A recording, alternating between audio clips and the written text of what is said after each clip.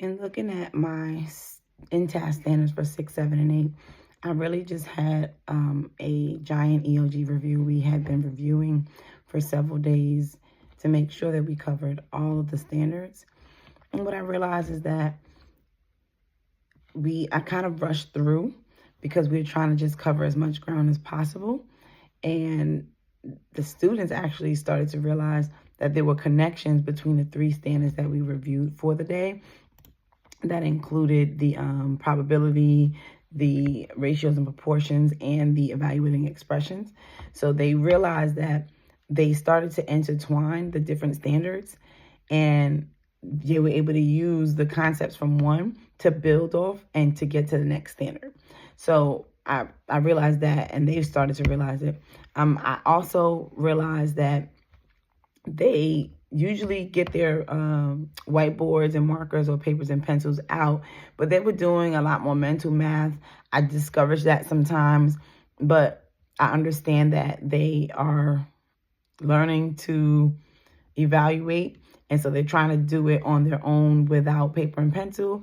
I usually encourage them to get a paper and pencil or something to write on and with, because to see the process and to allow me to see the process when they're not understanding something.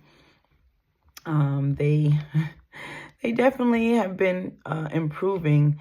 This is a group that I have received at, many of them were at 2nd grade math levels during the preliminary testing, and some at 3rd or 4th. But to see them now at the end of the year able to regurgitate some of the facts that I've taught them is refreshing. But I know that we still have a ways to go. But at the end of the year, it's not something that I'll be able to do this year.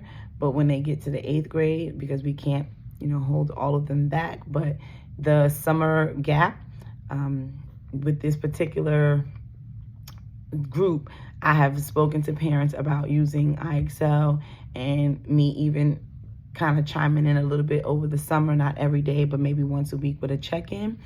And so I'm just invested in this group and all of my students in general. But we have tried to come up with plans to make sure that they understand these items.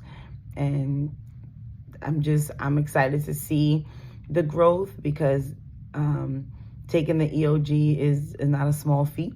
And so a lot of them get anxiety, and just going over it and making sure that they see the type of questions that it would look like on the test, because we use the Release EOG to do the studying. And that can be found on any of the NCDPI website. So North Carolina Department of Instruction is what that is. So they were able to review 3 different standards in that class period. And the next class period would be probably another 3, and sometimes relooping with some of the same standards, but different, the same overarching standard, where it would be like expressions and equations or standard statistics and probability, but going a little bit to a next objective in that same standard.